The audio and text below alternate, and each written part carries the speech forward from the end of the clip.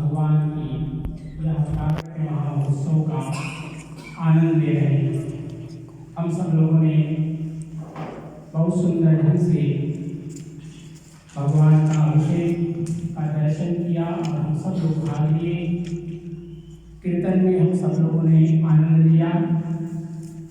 संभवतः इसके बाद भोग और आरती थोड़ी सी चर्चा, बहुत लंबा प्रवचन नहीं करेंगे क्योंकि कीर्तन का जो आनंद प्रवचन में नहीं है और हम सब लोग भक्ति के मार्ग में लगे। परमात्मा के चरणों में बैठ करके उनका दर्शन वेदों का यज्ञ है। कीर्तन और प्रवचन का श्रवण करना, कीर्तन का गायन करना मुख का यज्ञ है। कीर्तन में साथ साथ भाग लेना, तालियां बजाना, ये हमारे हाथों का यज्ञ है। इसी प्रकार हमारे जितने भी शरीर के अंग हैं, पंच ज्ञानेंद्रियां और पंच कर्मेंद्रियां, हम जब प्रभु के चरणों में आते हैं, प्रभु की शरणागति में आते हैं, तो भगवान ने भी अर्जुन से यही कहा, यद करोसि यदस्नासि यज्जुहोसि तदासि यद तपस्यसि कौन्तेय तत्कुरुष्व मदर्पणम्। प्रेम से बोलिए वृंदावन बिहारी लाल की जय। भगवान अर्जुन से कहते हैं कि अर्जुन, अगर तुम प्रत्येक कार्य हमें समर्पित करके करोगे तो तुम्हारे सभी कार्य पूजा बन जाएंगे। यद करोसि, क्योंकि हमारे पास क्या है, पंच ज्ञानेंद्रियां, पंच कर्मेंद्रियां, मन, वचन और कर्म, यही तीन चीजें हैं जिनके द्वारा हम समस्त कार्य संपादित करते हैं अपने जीवन के, चाहे वो धर्म के कार्य हो, चाहे वो सामाजिक कार्य हो, वैयक्तिक कार्य हो, सभी कार्य यही तीन के माध्यम से करते हैं। और इन कर्मों की शुद्धि के लिए परमात्मा ने कहा अर्जुन से कि अर्जुन, जो तुम कुछ करते हो मुझे समर्पित करके करो। यज्जुहोसि तदासि यत्, जो तुम दान देते हो मुझे समर्पित करके दान करो। जो तुम यज्ञ करते हो वो मुझे समर्पित करके करो। अर्थात जितने भी तुम्हारे कर्म हैं वो सभी अगर मुझे समर्पित करते हो तो तुम्हें कर्म का फल नहीं भुगतना पड़ेगा, क्योंकि कर्म के फल ही हैं जो हमें जीवन में पुनरभिजननम पुनरभिमरणम पुनरभिजननी जठरे शयनम, इस संसार की यात्रा के जितने भी हमारे 84 लाख योनियों की यात्रा है वो सभी हमारे कर्मों के फल हैं और उन सब को पार करके हम लोगों ने ये जीवन प्राप्त किया है। तो हमारे जीवन में जो कुछ हम इस जीवन में कर रहे हैं परमात्मा के चरणों में समर्पित करके यदि करेंगे तो हम वो चीज़ नहीं खाएंगे जो हमें नहीं खाना चाहिए, वह चीज़ हमें नहीं पीना होगा, क्योंकि परमात्मा को समर्पित करना है, परमात्मा को भोग लगाना है। तो हम वह चीज़ नहीं पिएंगे जो हमें नहीं पीना चाहिए, जो हमें नहीं देखना चाहिए, जो हमें नहीं करना चाहिए, क्योंकि परमात्मा को समर्पित करना है।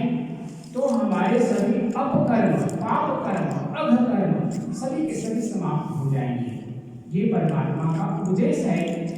भगवान श्री कृष्ण गीता के माध्यम से समस्त संसार को उपदेश दे रहे हैं, क्योंकि गीता एक ऐसा ज्ञान का ग्रंथ है जिसको कहते हैं सर्वोपनिषदो गावो दुग्धा गोपाल नंदन, अर्थात जितने भी वेद पुराण उपनिषद जितने भी ग्रंथ हैं वो मान लो गाय के रूप में हैं और भगवान श्री कृष्ण उसके गोपाल उस दूध को दूहने वाले हैं। और वो सभी का सभी हमें कहाँ पर प्राप्त होता है, युद्ध की भूमि में अर्जुन के माध्यम से श्रीमद् भगवद गीता में, क्योंकि श्रीमद् भगवद गीता यद्यपि महाभारत का एक अंग है, लेकिन जो ज्ञान हमें प्राप्त होता है इस गीता के माध्यम से, और एक ऐसा ग्रंथ जिसको हिंदू संप्रदाय की सभी संस्थाओं ने स्वीकार किया, चाहे वो निर्गुणवादी हो या सगुणवादी हो। आप सब शायद मुझे नहीं जानते, मैं एक परिसंधि या हमारे नागालैंड में कभी काउंसिल आश्रम वहाँ मैं मानता हूँ, आचार्य हूँ वहाँ का। आप जानते हैं हम सब लोग निर्गुण निराकार रूप से ध्यान करने वाले लोग हैं, लेकिन गीता एक ऐसा ग्रंथ, अद्भुत ज्ञान का महासागर जिसमें जीवन की सभी चीजें आ जाती हैं। भगवान ने कितना सरल रूप कर दिया कि पत्रम पुष्पम फलम तोयम यो मे भक्त्या प्रयच्छते। भगवान बहुत चीज नहीं मांगते हैं। देखो 56 भोग के रसास्वादन करने वाले हैं। कितना समय ले सकते हैं? 10 मिनट और। एक छोटी सी घटना, आप सब लोग शायद इस कथा को सुने होंगे। एक बार महर्षि एक बहुत ही क्रोधी दुर्वासा ऋषि का नाम आप लोगों ने सुना होगा। दुर्वासा ऋषि बहुत ही क्रोधी हमारे ऋषि हैं, छोटी छोटी बातों पर गुस्सा करते हैं। वो एक बार आते हैं भगवान कृष्ण से मिलने के लिए, और वो आते हैं चूंकि मथुरा में भगवान कृष्ण हैं, और वो आते हैं जंगल की यात्रा से, तो यमुना के उस पार है। उनके साथ 40,000 शिष्य हैं दुर्वासा ऋषि के साथ में। दुर्वासा ऋषि आए, ये सूचना भगवान कृष्ण को मिलती है समाचार के रूप में, सूचना के रूप में, और उनके महाप्रसाद का वो प्रबंध करवाते हैं अपने रानियों के द्वारा, और कहते हैं कि ये तुम ले जा करके जो दुर्वासा ऋषि आए हैं उनके लिए और उनके शिष्यों के लिए ये महाप्रसाद पहुंचाओ। तो वे सब जानते थे कि ये महीना वर्षा ऋतु का है और यमुना जी में भयंकर बाढ़ आई हुई है। हम लोग कैसे उस पार जाकर के दुर्वासा ऋषि को ये महाप्रसाद प्रदान करेंगे? तो भगवान कृष्ण कहते हैं, उनका योगेश्वर स्वरूप का इस कथा में वर्णन है। भगवान कृष्ण कहते हैं कि यदि मैंने जन्म से लेकर के आज तक ब्रह्मचर्य का पालन किया है तो यमुना तुमको रास्ता देगी। उनको बड़ा आश्चर्य होता है। आप सब जानते हैं भगवान श्री कृष्ण महाराज करते थे, रास नहीं महाराज करते थे। तो उन्होंने कहा कि महाराज करने वाले भगवान श्री कृष्ण और कह रहे कि मैं बचपन से अगर ब्रह्मचर्य का पालन किया हूँ तो यमुना जी तुम्हें रास्ता देगी।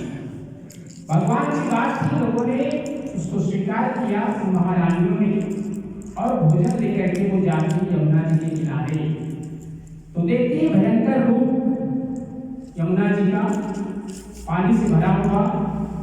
उसमें जाने का अर्थ है अपने जीवन को समाप्त करना।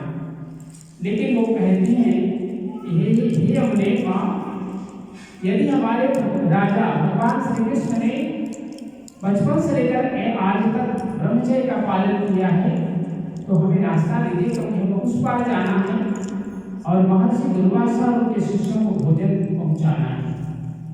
यमुना जी जानती थी भगवान की लीला को और वो रास्ता देती है।